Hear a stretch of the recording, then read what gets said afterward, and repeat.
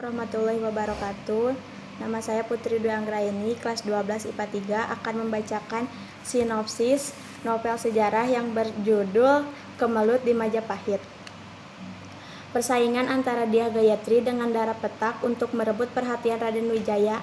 Adipati Ranggolawe telah mengetahui bahwa pengangkatan Patih Hamengkubumi Kerajaan Majapahit, yakni Sinopati Nambi, adalah pengaruh bujukan dari Dewi Petak, sehingga Adipati Ranggolawe melaporkan kepada Baginda Raja Kertajasa Jayawardana atau Raden Wijaya.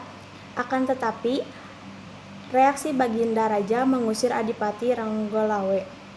Baginda Raja Kertajasa mendengar sendiri rencana pembunuhan terhadap dirinya oleh Dara Petak dan Patih Nambi. Kemudian Dara Petak dan Patih Nambi dihukum mati.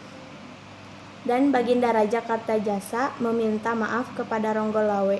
Lalu Ranggolawe diangkat menjadi patih kerajaan di Majapahit. Saya akan menjawab pertanyaan dari sinopsis novel sejarah yang berjudul Kemelut di Majapahit. Nomor 1, kapankah latar waktu cerita dalam kutipan novel sejarah itu dibuat?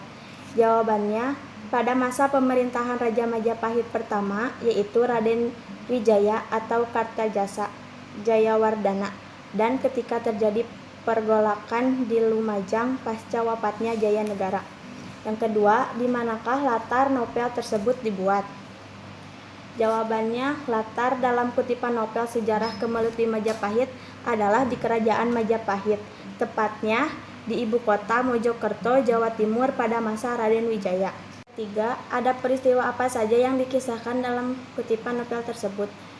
Yaitu, peristiwa yang terjadi pada novel sejarah Kemelut di Majapahit adalah pemberontakan yang terjadi di Kerajaan Majapahit setelah wafatnya Raja Jayanegara. Yang keempat, siapa tokoh yang terlibat?